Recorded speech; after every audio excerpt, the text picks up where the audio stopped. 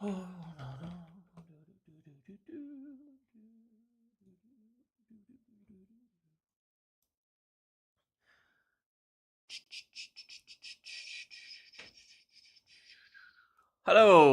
James. Are we better yet? No. No, we are not. No, we are not. We are not better yet. Peacock. Morning, morning. Hi, James. How are you? How we doing? We good? We good? We good? King Eric, Finn, Kasim, Sean. Let's go. Kenyon. There you go. Matthew. Yeah, yes. The likely locations for Summer Series: Chicago, New Jersey, and Atlanta. So I think they travel between those locations, and hopefully the home base would be in Chicago, because I will definitely be there. Did I see the Avram Glazer thing? Yeah. Kevin O'Doherty. You're watching from Iceland? Very nice, very nice. Time and patience required. Preseason signings, and we'll click under Amorim. I would tend to agree. I would.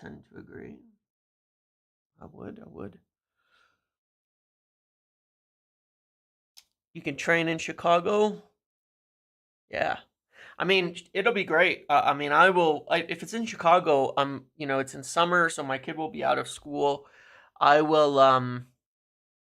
I will take the family over to Chicago, and we will spend 4 or 5 days there.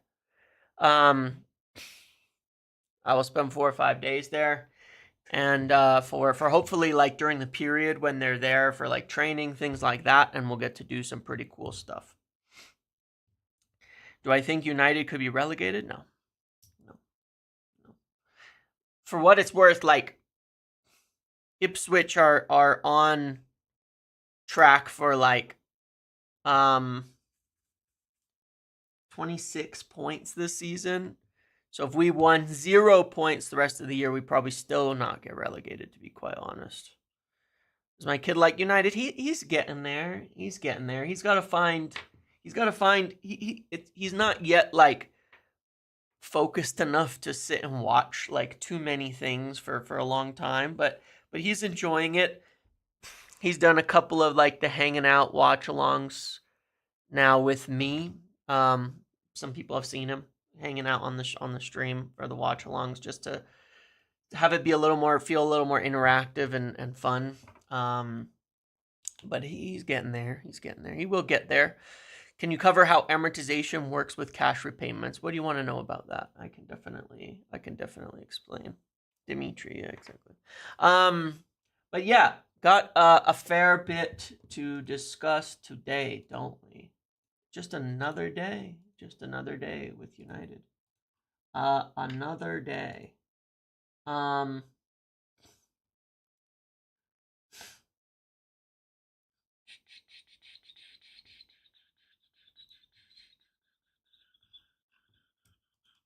Just another day.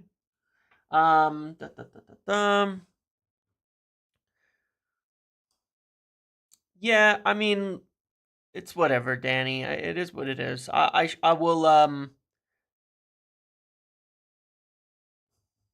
It is what it is.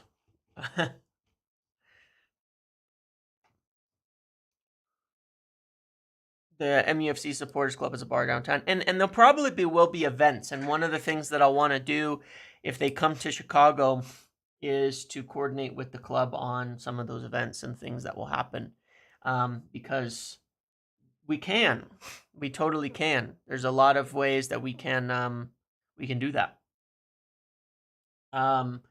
So yeah, what do I want to talk about today? I want to talk about the finances.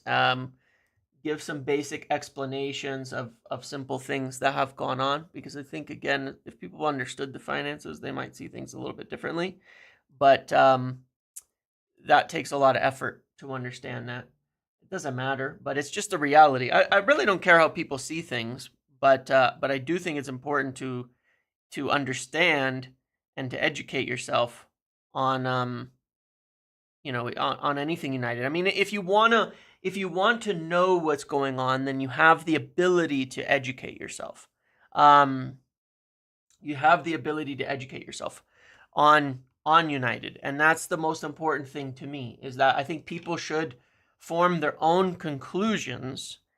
But in order to form your own conclusions, you have to be presented with valid, accurate information in a manner that is understandable. That's the only way that people can form their own conclusions and decisions based on that. I don't want to give people conclusions, but I do want to give people accurate information that they can form their own conclusions based on. And I don't think there's a lot of that kind of going on. The vast majority of it is entirely one-sided. And that's okay as well. But the data is all there. That's the funny thing about it. So we're gonna do that. And we're gonna talk about that. I want to talk about Amorim a bit, about, obviously some of the concerns with his style, get your guys' opinions on certain things, but also explain what he is here to do, how it ties into the finance, and then I want to talk about one more thing. Oh yeah, strikers and all of that, of course, as well. While you're here, make sure, if you're around, I appreciate all of you who regularly watch and support. Make sure to like the video. There's a few hundred people here. I think liking helps the algorithm and all of that to share more around. It was really fun, by the way. On Monday, one of the things I was quite surprised about, on Monday, I went on the show with Flex and them at United View, with some other people on there. I was surprised.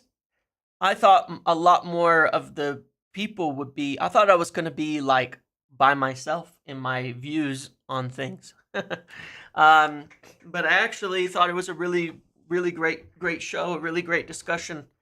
And there were some really balanced opinions on a lot of stuff, and that was quite surprising. I don't think that people see things necessarily in the way that it appears online in terms of the overall view. It just tends to be like, I get it. There's a lot of people out there that they 100% don't want to stand up and say, you know what? I support 400 regular people getting sacked. And they don't want to stand up and say that. And I understand, because yeah, that is not a lovely thing to talk about. That is not a good thing. But come on now. For years and years, we've seen fans in general clamor that the entire club is broken. At the end, that every, here's the irony in all of this. Okay, how many stories? Tell me, answer me in the chat. How many stories for years did we see about how every department in United is run like shit? We're behind everywhere: medical, staff, data, ticketing, everything, all of that, and that it's a bloated mess. Right? How many times did we hear that? Okay. Well, who's getting sacked? The people working in these departments, unfortunately. The people working in these departments. But you've been writing stories, most of the media, about how all these departments are failing for the last 15, 20 years. So why are you now claiming that there's something wrong with letting the people go? That, everybody says we were shit for a long time, that the club's in disarray. And then suddenly it's a problem when we're letting a bunch of people go. Like, I just give you an example. Take that story from this morning about someone calling up Kath's family about season tickets. That's a disgusting thing. A horrible, disgusting thing to have happened. Shameful, honestly. Was it Omar Barada who called up Kath's family to ask about getting tickets back? Was it Sir Jim Ratcliffe or was it an employee in the ticketing department? Because I'd sack the employee in the ticketing department. That would be my conclusion from something like that happening. Who's doing that?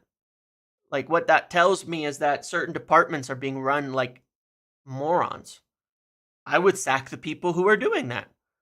But then are you going to tell me that it was something wrong with sacking those people who are making those kinds of mistakes? Because that's utter incompetence. And those people should be let go. What a stupid thing to do. It's like, come on now. Really, honestly. But it's not a strong suit to point to people, to what's actually happening. And it ain't easy to sit and blame a low-level staff, for sure, because they're not what's responsible for United being in the situation they're in. But when you're starting to pick apart tiny little things like that, yeah, there's been ticketing issues, but let's not act like there hasn't been ticketing issues for years at United, right? There's been ticketing issues for a long time. So what's the answer? Because these ticketing issues are bad, and there's definitely we've been seeing stuff for years, right? About some of the ticketing issues, some of the unfair practices and things like that have gone on over the years, and from a ticketing standpoint, from these departments. And then you look at it and go, okay, well, so then what's the answer? Shouldn't you come in and clean house if the whole department is being run poorly? If there's mismanagement, if the left hand doesn't know what the right hand is doing, shouldn't you come and clean house? You can't blame for both sides. You can't say these departments are failing and are doing shit, and then say people coming in and sacking the people working in those departments are making a mistake. Just like you wouldn't on the pitch. The football is bad. You say, hey, we need to get rid of the players. The football is bad. Hey, we need to get rid of the coach. People are getting injured. Hey, we need to get rid of the medical team. But that applies to every single department at any business. Some of it is from an executive level, for sure. If people in certain departments and such are not given the tools to do things. But this is just where it just goes over the top to me that it's incredibly clear that there's just absolutely no sensible thought being put into some of the stuff that's being put out there. There's just none. Yeah, Old Trafford doesn't even have the turnstiles to do the modern ticketing, right? So why is that? So that creates many problems on its own, right? And why is that? That's from years and years of degradation of the club. It is what it is. But it's like, it's just, again, it's like you're failing on the pitch. People say, get rid of the players. That actually applies to every single area of a business or of an organization. If departments aren't working, then you have to change them. That doesn't always mean it's the people involved to be blamed, but there's usually a lot of restructure that goes into that. But imagine if I said, the players are losing every single game, but it would be a crime to replace them. I don't know. That just doesn't make sense to me. It just doesn't. And I've been through these types of things with many businesses. And it's always shitty, and it's always stressful, and there's always people who get hurt that are not to blame. Always. And that's the thing that is really annoying, and that is really frustrating, because at the end of the day, it is all down to the gross mismanagement of the club why these things have to happen. To the gross mismanagement by the Glazers for the last 20 years why these things have to happen. To be very, very clear about who's to blame on all of this. So let's look at a couple of things, because I do want to discuss finances. I think it's worth mentioning. I think it's worth understanding what's actually going on. Correct me if I'm wrong, but Amorim is not allowed to say anything about it. It would cause problems if Amorim said anything. I mean, he can say no, because the current state of United is that it's not for sale. There's nothing currently indicating United are for sale. So at the moment, there's no intention to sell. An intention to sell, a public offering, a seeking of investment would have to be publicly stated. Yeah, it would have to be filed and all of that correctly. One way or another, like they did, they said no, no, no. Even Sir Jim in that interview before United were listed said no, said the club is not for sale, literally 2 months beforehand.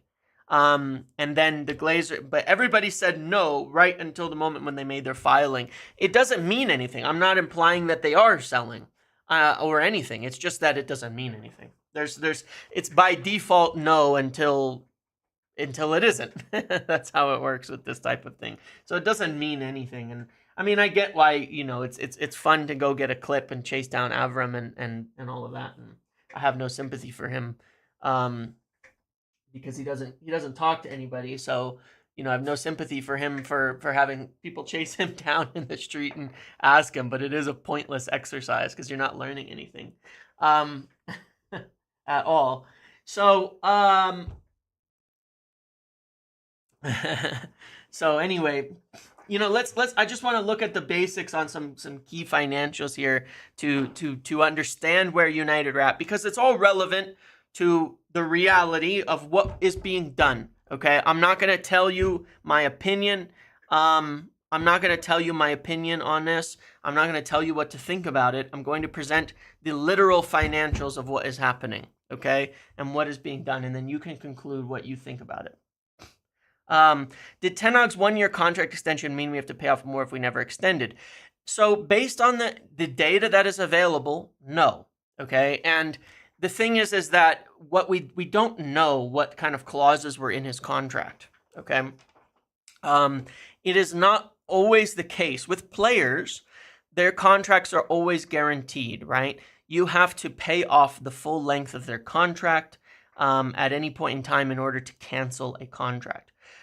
Because it is governed in a different way. With managers and staff, we don't know what clauses are in the contract. It's very possible that there was just a 10 million termination clause that was always active. I went back and looked. In March, people were saying it was 10 million. In May, people were saying it's 10 million. In June, people were saying it was 10 million. And then when they sacked him in October, it was 10 million. So I don't actually know that it had any effect, extending his contract by 1 year, beyond the reason that it was done, not extending his contract, I should say, triggering the clause for the extra year. Beyond that, it was done to give confidence to, and make it so players didn't think he was gone at the end of the year, so that you wouldn't have people downing tools and things like that. The other important thing to note on this is that, as I've mentioned before, they couldn't agree to terms for a new contract. So it wouldn't surprise me if that was the case, because they only triggered it after they couldn't agree new terms. And in the new terms, United wanted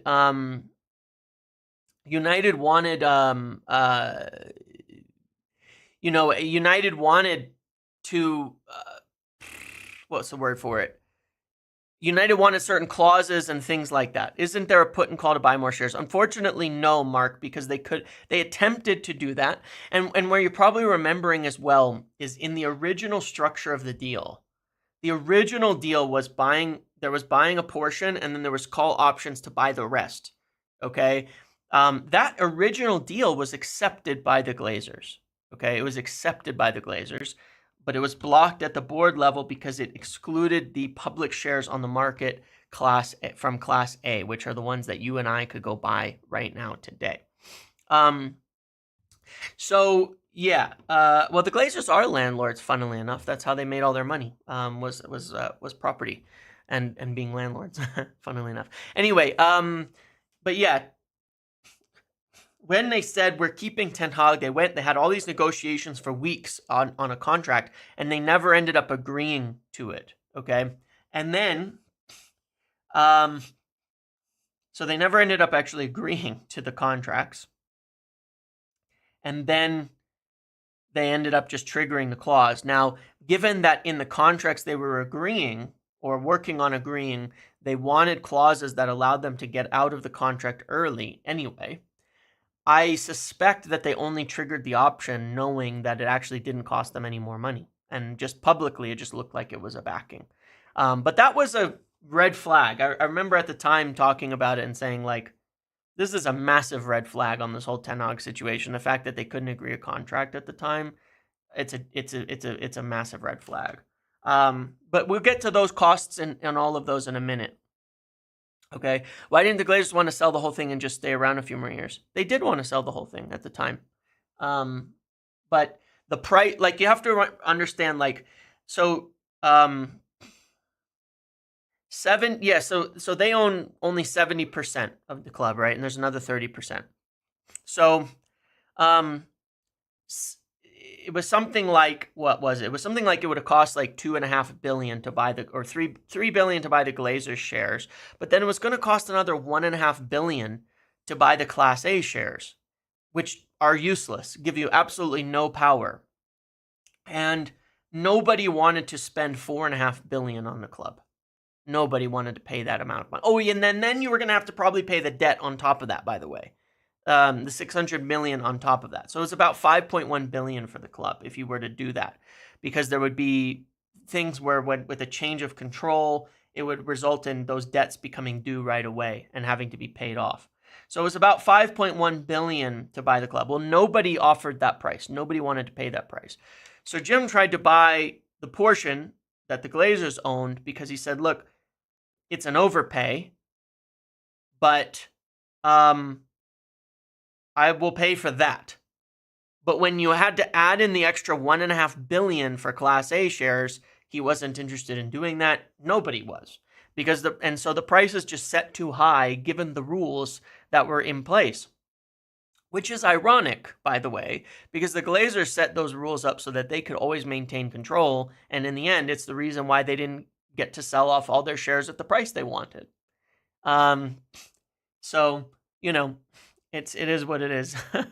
But, at the time, either way, Ineos were buying a chunk and then doing put and call options. Now, those put and call options don't exist, but that doesn't mean they might not make the same offers as they originally lined up for those put and calls. I think there's plenty of evidence to suggest that, that they will, because they had the money, they had the offer, that they would just make the same offer, but without the contractual agreement in place. They might. We'll see.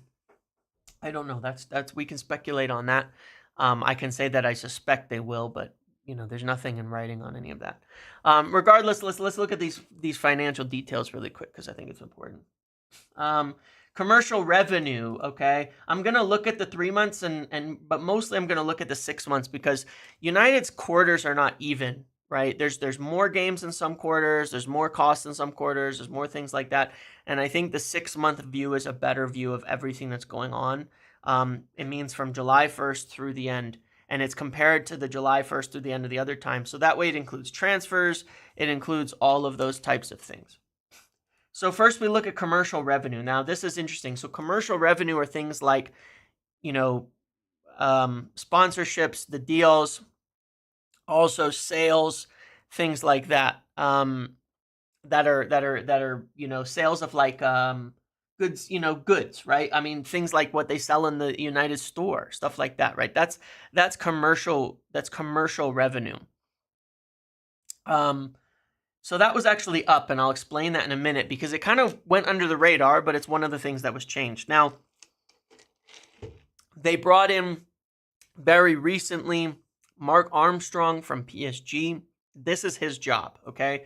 This is a revenue stream. So remember, when we look at PSR and PR, video and all of that, the idea is bring costs down and bring revenue up. You kind of have to balance it and do both in order to get where we want to be. And that's where so this is one of the avenues, is to raise commercial revenues. The second avenue is of course broadcasting revenue. This is a big part of it. This is way down. Now, the reason this is down is lack of Champions League. Champions League is down. That's really the simplicity of it. They're down 45-50 million in terms of broadcast revenue simply because of missing out on Champions League. It's worth a hell of a lot of money in comparison to Europa, and that gap has actually gotten bigger between Europa League and Champions League, and I mean the money has actually gotten bigger in both because there's more games. than there used to be. And then there's match day revenue. This is ticket sales. So these are actually up a little bit. Maybe there was one more game. I don't know.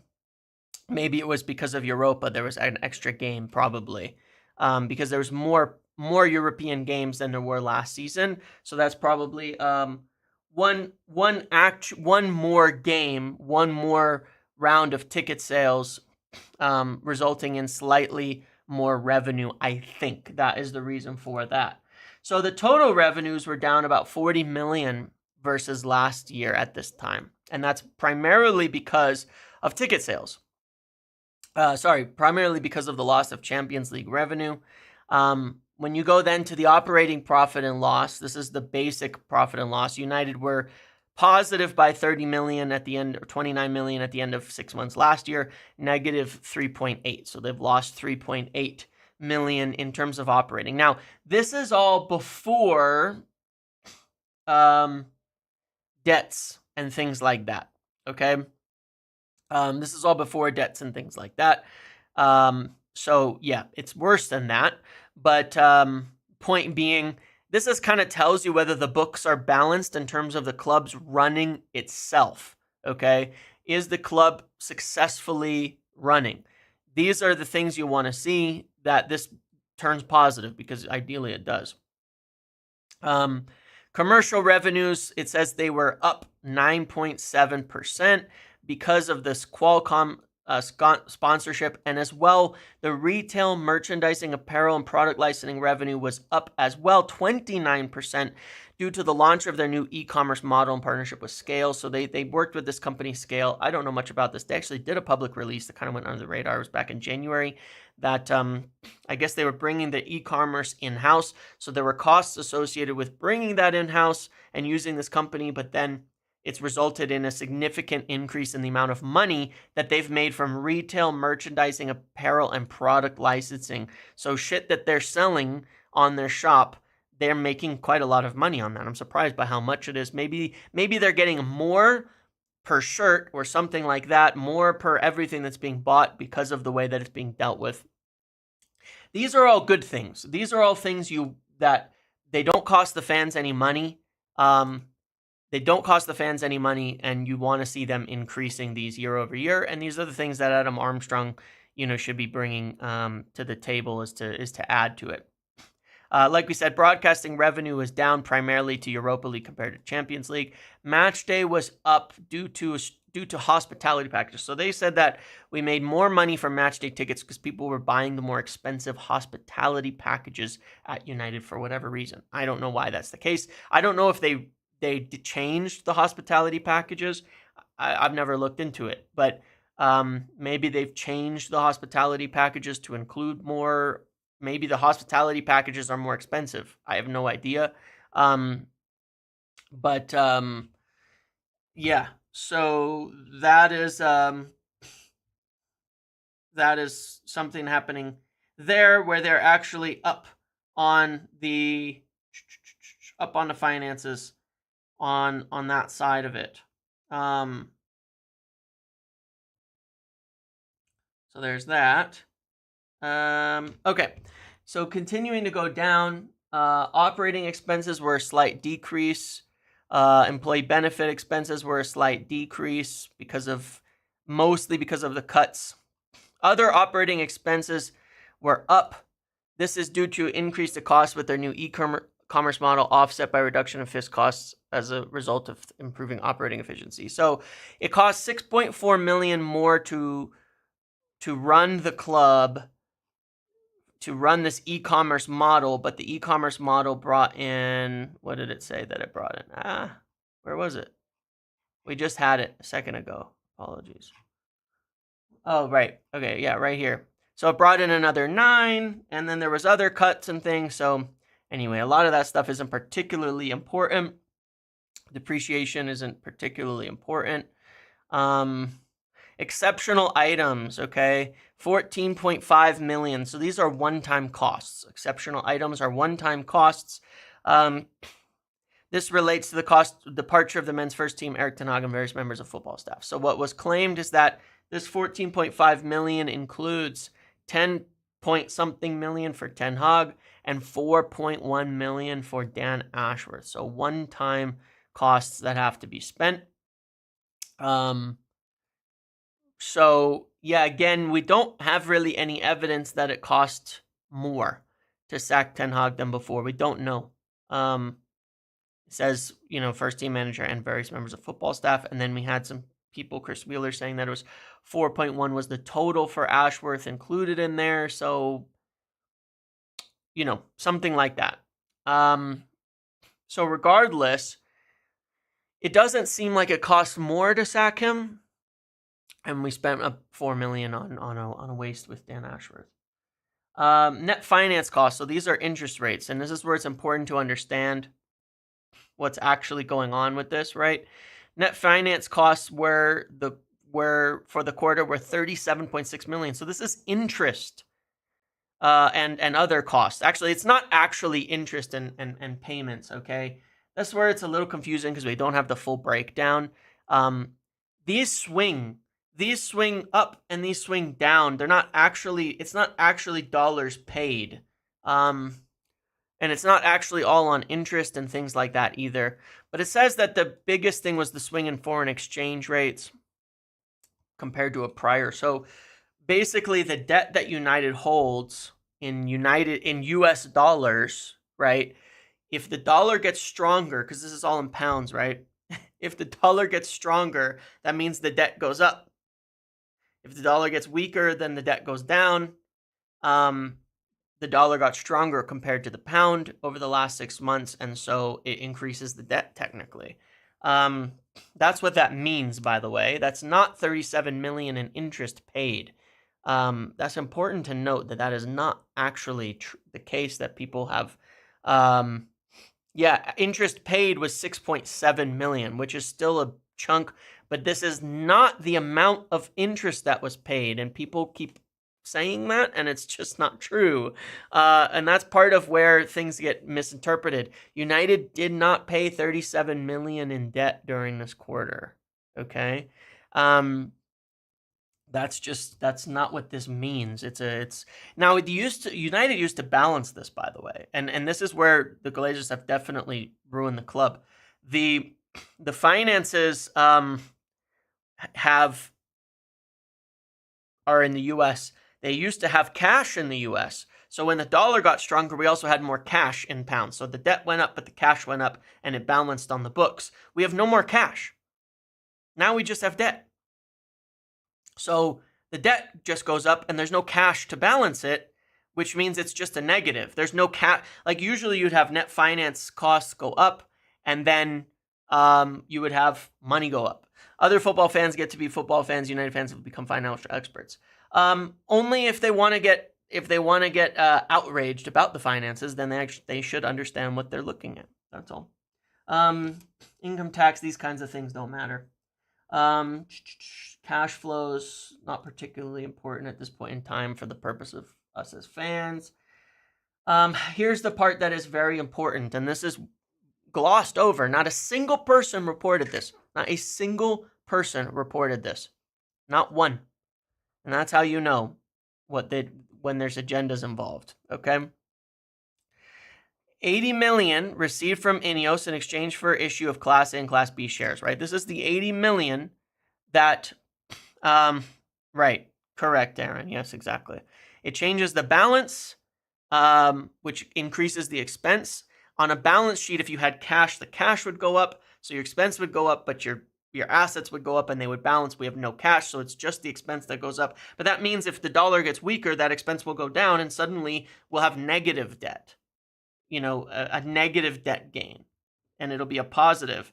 And so that's kind of the silliness of all of it. But this was not reported by a single person. Due to 80 million received, we know that was reported, and partially offset by 20 million repayment over revolving facilities. The prior year quarter saw 60 million drawdown on our revolving facilities. Now, United's debt there's the Glazer debt, this big chunk of money, okay? This huge chunk of money that the Glazers use as part of the leveraged buyout. United pay a certain amount of interest on that every year. Then there's the other money that's debt.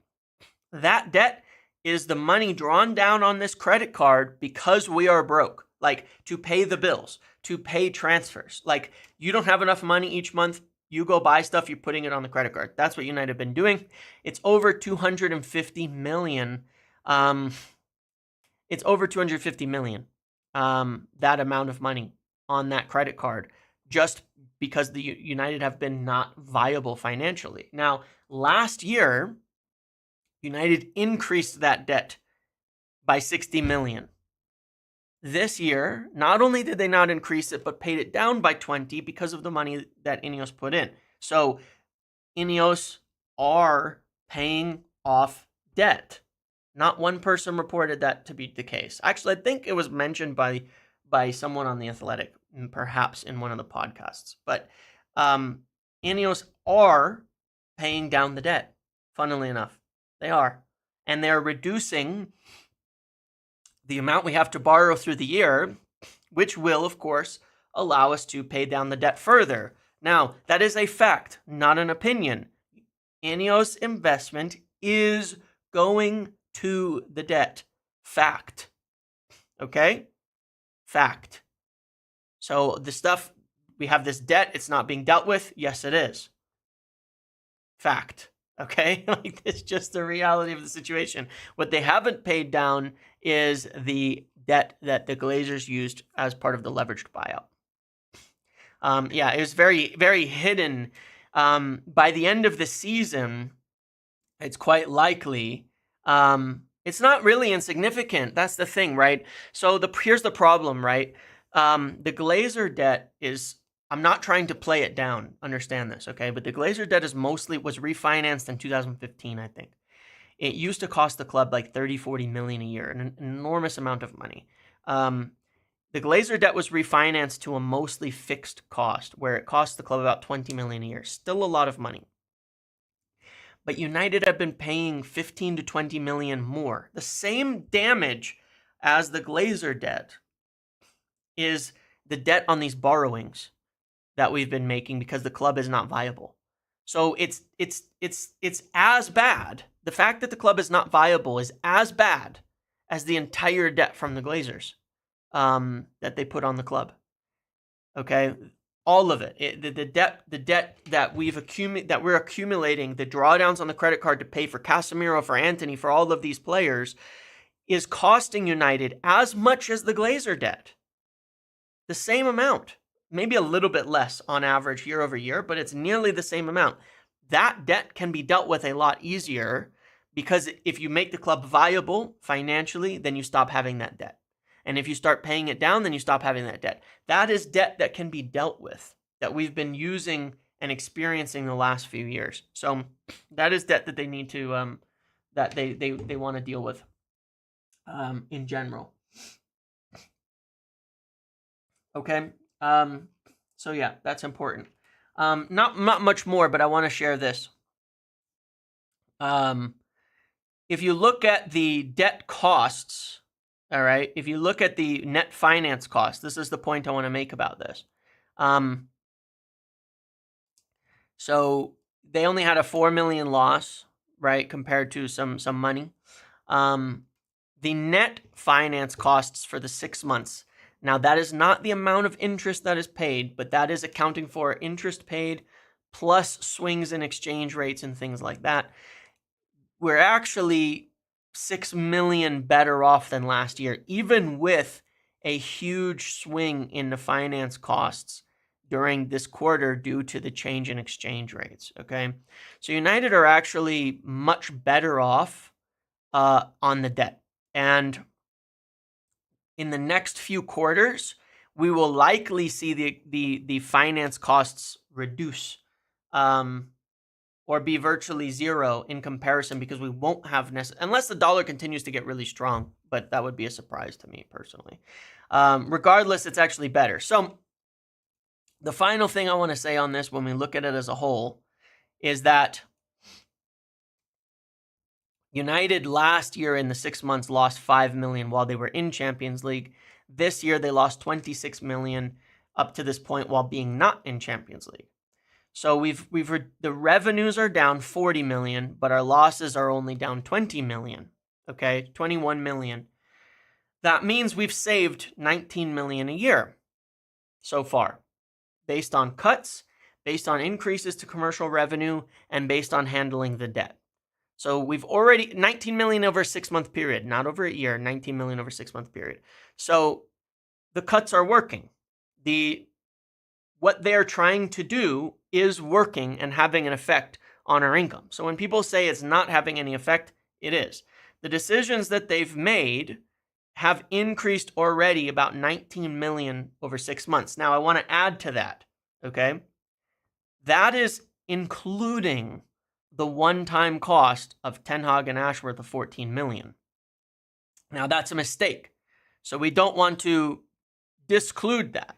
We don't want to write that off. We don't want to say that that doesn't count, because it does. They made those mistakes, and it cost them. But if you eliminate that extra expense of 14 million, United would have lost only 12. That means on an ongoing basis, United have improved. They've improved 33 million. 33 million over a 6-month period in terms of the finances. The general operating amounts have improved by about 33 million. So I think in my PSR versus PR video, I said it needs to be 80. It needs to be 80. By season, that's where their goal is to swing the finances by about 80 million. Well, they've already swung them about 30 in a 6-month period. So we need more. And that's pretty good. So far, it's actually pretty good. So whether one likes it or not, the things that they have done are actually fixing the budget. So when I've looked at this, I look at it and I say, okay, by summer, then by next year, it kind of feels like the books are going to be balanced based on looking at all of this. I think that quite literally, the books will be balanced. Well, Shaw, if you say the words Glinios, then you pretty much reveal yourself. So there's no point pretending after that. But regardless, the books will likely be balanced, and United will likely be able to be in a pretty ordinary state. And that is with, by the way, spending 200 million on transfers. That's with spending 200 million on transfers. So they've been able to cut the budget significantly and continue to spend the transfers. And so if you look at it, unfortunately, the talk has been, we're going to cut costs and reinvest that and make sure so that we can keep investing in the first team. And that's what they've done. Or if you remember the bar charts I showed, I said, look, they're going to keep the spending on football the same, but they're going to reduce the costs elsewhere, because we have to be able to afford to keep spending on football. We cannot become, the 10th highest wage at United. We cannot become, the 10th highest wage in a Premier League. We have to spend still on football to remain competitive. So they cannot reduce the spending by that much. So anyway, there is a super deep dive into the relevancy of United's finances. What I come away with from it is that United are, quite frankly, better off so far financially, despite everything that's happened, even despite the waste of Ashworth. United are in a much better situation than they were before financially. Rather than losing enormous amounts of money, they're on track to get probably close to break even by the end of the season. If we get into Europe next year, we will probably be profitable. honestly. I mean, I don't know that for a fact. We'll see what comes out in the next few quarters, what other expenses and things like that happen. Obviously, it depends what they can shed in the summer in terms of wages and all of that. It depends who they can get rid of and what they spend. But I'll show you another factor. So let's look at this really quickly and say that we've lost, without having to sack an employee, without having to sack Ten Hag and Ashworth, we lost 12 million. So that's 24 million for the year. Okay, let's go to one more thing that I want to show on this. And this is this. And this is where it gets really funny, right? Because there was a whole lot of outrage about this. Ashworth, 159 days cost us 4.1 million. Like it is a like it's this ungodly mistake that we will never financially recover from.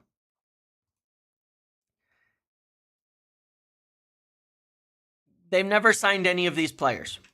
Okay, the current management isn't responsible for Casemiro, Mount, Shaw, Antony, or Sancho. Now, I could include others in here. Rashford, Malacia, Eriksson, Lindelof, Evans, and Heaton. None of them were signed under current management. True? Yes. They're not responsible for any of these. In those same 159 days, Casemiro cost the club 14.479 million. 14,479,000. Okay? So there's 3.5 Ashworths. Mason Mount cost the club 11 million. There's almost 3 Ashworths. Shaw cost the club 5,675,000. There's 1.5 Ashworths. Antony cost the club in those 159 days 10,549,000, and Sancho over those 159 days cost the club 7,975,000. So, and the worst part about that is that these don't end at 159 days. This is every 159 days until they depart the club. So in general, the level of financial waste for a mistake like Ashworth, which is a mistake, it pales in comparison to the reality of what we're doing. The reality of, no, it's not 4.1 plus 3. It is 4.1 total. It is not. That was incorrectly stated at first and then clarified by Chris Wheeler from his people he's asked with in the club. Okay, bye. You haven't listened to the video, so it's okay. You're not missing anything by not being here. Regardless, when you look at the wages overall, there's 62 million a year in wages coming out the door this season. All right. 62 million a year. So that's 15 Ashworths a year that we're getting rid of this season in this summer. And then maybe another 5 Ashworths when it comes to Casemiro. And that's per year.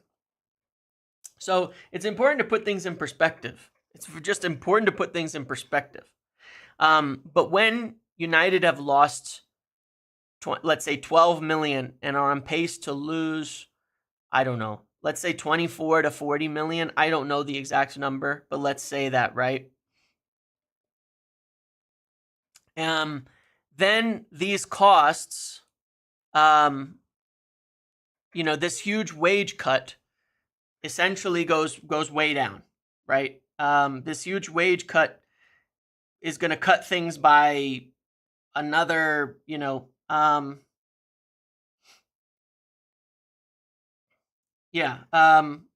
this wage cut is going to cut things potentially, even with signings, by another 40, 50 million.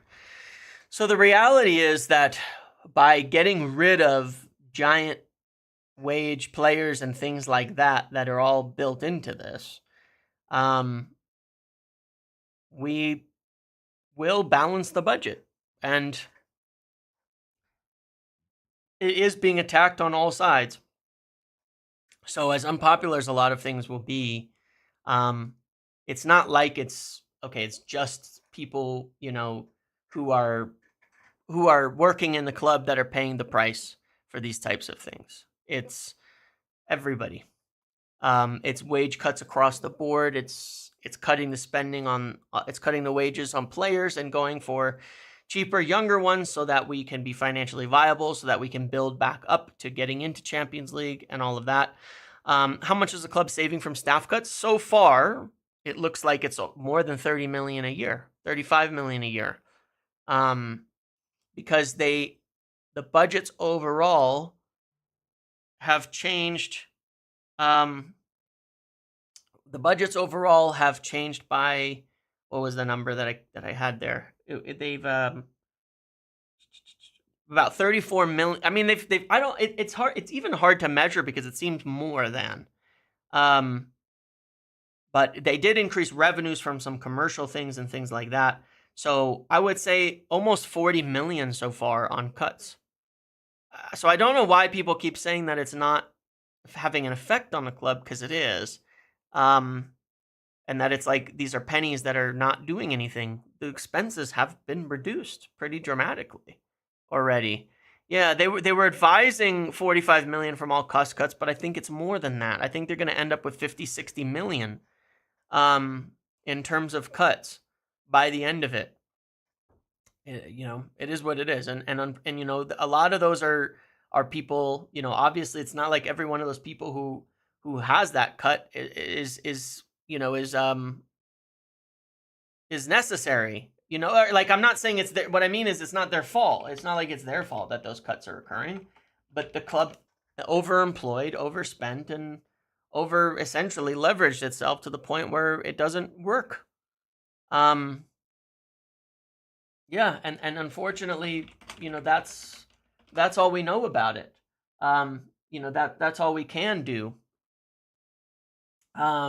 Is look at that and say, all right, that's what we've got.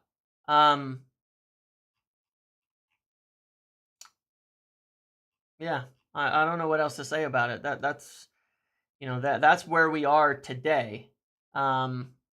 In terms of everything. It's not their fault, but the cuts are necessary. So, moving on from that to speak about a couple of other points to run through, because it's already been a long video, is that number one, Ruben Amorim, he was brought in to do a specific thing. You were making these cuts, you better hope you're not wasting money elsewhere, for sure. Yeah, for sure. They have to get it right. That's the important aspect of this, is that with the money savings and things like that, they have to get it right. They have to improve it. They have to make sure that they end up building a better team with that. And that the spending doesn't just go to waste, where we don't end up with more Casemiros and Sanchos and Antonys and all of that kind of stuff, because otherwise it's a waste of time. But that's about football competence. It doesn't change the fact that these things were needed. It just means they need to do it right. And on that, I think it's far too early to judge anybody at this point in time. The second, and so Amorim was brought in on that basis. He was brought in for the long term. He was brought in to build for the long term and to lay down a foundation. And I don't believe he'd be asked to change much of anything. I don't think that he would be asked to change much of anything. He's going to keep doing what he's doing. And this summer, they'll obviously want to add to that.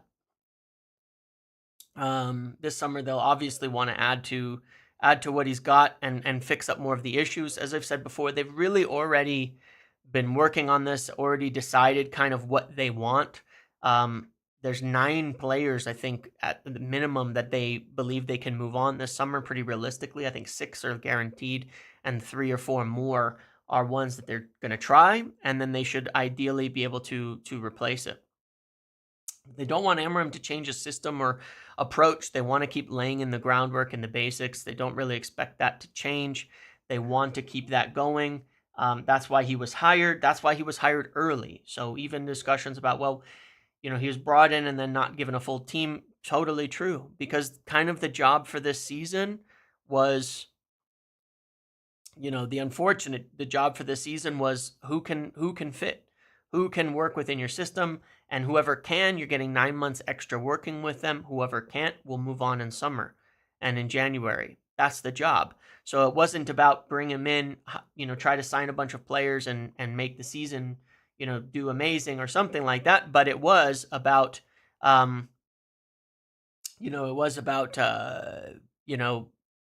getting him in early to evaluate the squad so that they know who they can and can build with, and help to appreciate the job that they have in the market come summer. So Amorim will get that backing.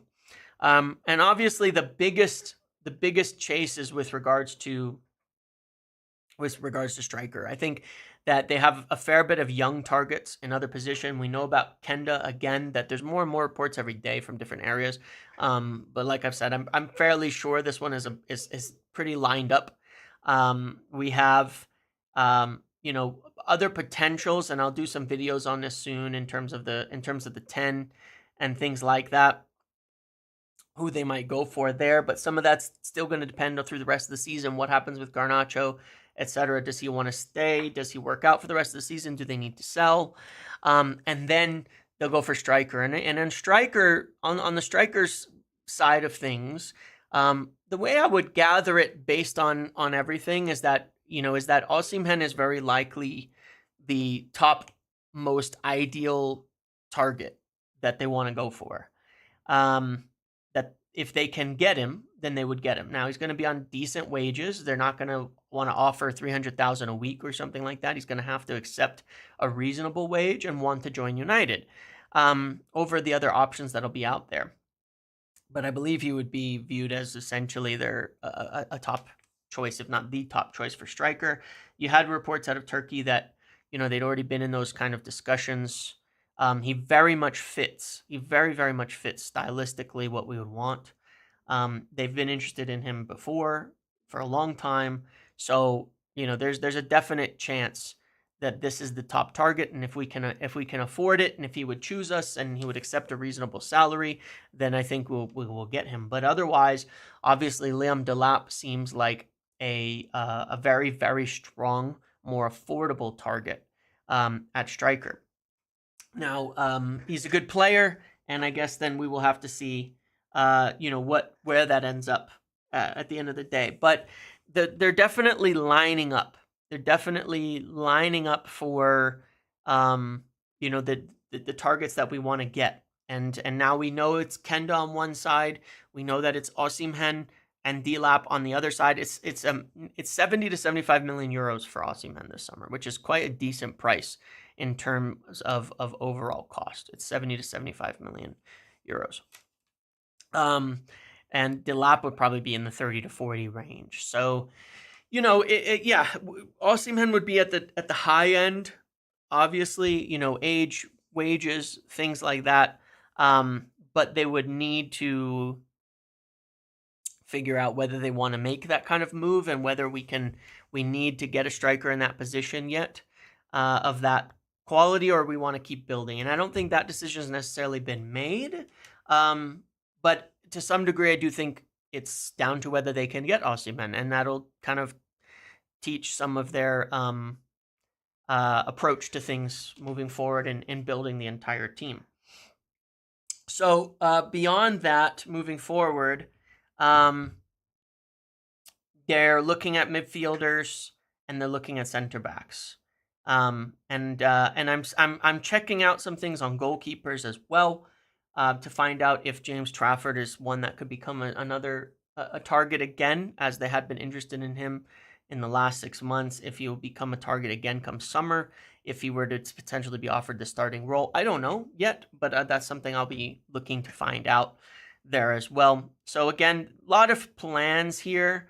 A lot will be dictated by the outs. Now, as I kind of have showed on that chart, there's a lot of outs they can pretty much count on that should allow them to spend, but it may very much change, how big they can go, what they can afford in terms of a striker, things like that.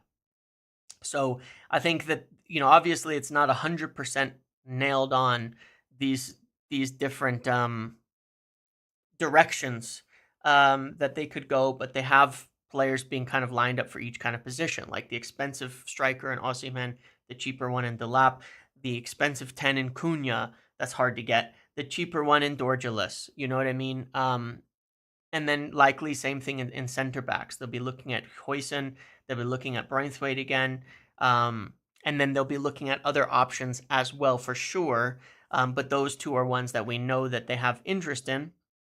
And then in the midfield, and then there's the young players, Chris Rigg, Mastantuono, Nippon, these guys. Do they go back in and try to make some of those deals? So, I think the two major things we've got to watch are, one, how do our guys Anthony, Rashford, Malacia perform on loan?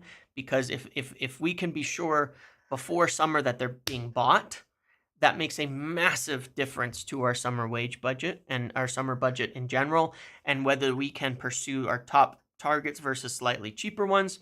And the other factor to look at is what happens with Alejandro Garnacho, and how he does the rest of the season, because obviously that's another big profit potential in there. That could be moved if it doesn't work out, and someone still comes back in for him. The other thing is obviously with Kobbie Mainoo, as I mentioned before, one of the things holding back the contracts from management side is that they didn't want to offer huge wages, and they also, one of the factors going into that was concerns over his injury history. Now, he's injured again. That doesn't mean he's not going to get a new contract. It doesn't mean they don't want to keep him. But he does kind of need to string some consistency together between now and the end of the season. If he can't nail down a position, if he can't stay healthy, then it does open up a little bit of a curious circumstance, because those are two things that they really wanted to kind of figure out, and why they were not necessarily in a rush, over a new contract at this point in time, is over those two factors. But yeah, they need to figure that out and see. So that's another major factor to keep in mind. Okay, that's mostly what I wanted to discuss today. Obviously, you can draw your own conclusions from all of the financials, from all of the money out there, from all of the plans, from everything that's going on.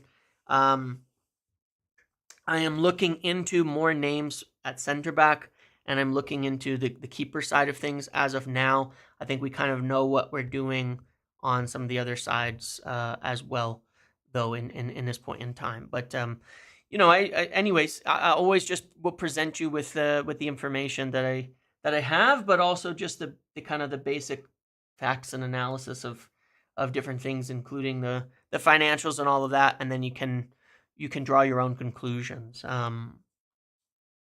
But it is what it is on that side of it, and I don't particularly care. At the end of it, my judgment for the new ownership will be on three things. Number one, with all the cuts, all the changes that are being made, do we have a good summer and get a decent number, a significant number, I should say, of good players that fit the bill? We won't know till summer on that, whether they pull that off, okay? Do they have a good summer of doing that? All right, that's number one. We won't know till then. We'll judge them based on that, because they'll have a full year to prepare. They're making all these cuts on the basis that they're reinvesting in the first team. Well, they can't sign all these players now. PSR-wise, they can't sign them really till after July 1st, so we'll find out in summer if that's the case. The second thing I will judge them on is, after they do that, does it work? Did you hire the right manager? Do you have the right support structures in place? And did the players you buy help improve the team where we go on an upward trend next season? We won't know that till after summer. The third thing I will judge them on is their long-term plans of acquiring more of the club and dealing with more of it. That it doesn't remain in the situation that it is, because it is not a permanent agreement and deal that they have with the Glazers for the current setup. And I do not want to see it remain status quo for years and years. I don't think that that's the ideal. I accepted the minority investment on the basis that in the long term, there are plans to go further and they wouldn't just settle with this.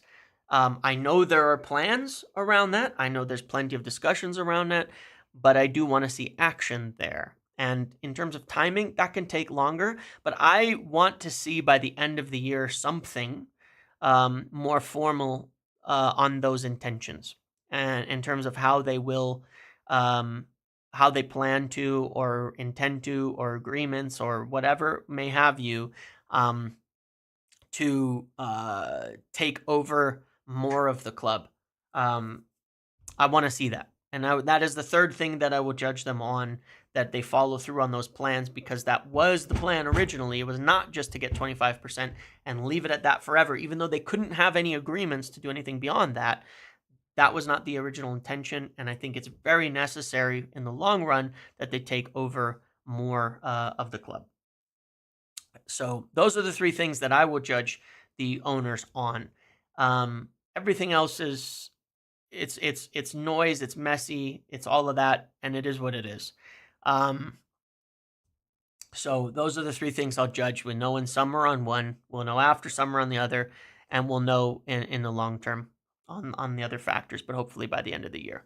And we'll be fair in that. If they do a bad job on transfers, if they don't spend after making these cuts, I would be very concerned. It wouldn't make sense to me, but I'd be very concerned. If they buy more players and they've backed Amorim and they've got their manager, their staff, their players in, and we're still shit, I will have serious concerns about their ability to make judgments and decisions. And if they don't take over more of the club, then I will worry that the long-term things are just going to go back to how they were. And this was a temporary, futile exercise in where we were going. So that's what I have for today. I will be back with some more stuff between today and tomorrow. I intend to interview a sporting content creator tomorrow to talk about Amorim in more detail, about what he saw at Sporting, what we're seeing now, and all of that. So that should be a pretty interesting video as well. Just to give maybe some perspective and understanding of what we're doing. So that's what I've got for today. Thank you all for hanging out with me and watching. Obviously, I will make some videos. I'm still working on names. Unlike with strikers, I'm working on names on some of the other positions. And when I have more, I will put a video together on midfielders, on defenders, and on potentially goalkeepers as well, and more specific, comparing them and talking about the names that are interested. Okay, that's what I have for today. Thank you guys for hanging out with me. Enjoy the rest of your day. I will see you soon. I'll have videos, lives, and things today and tomorrow as well. Maybe a couple things, and then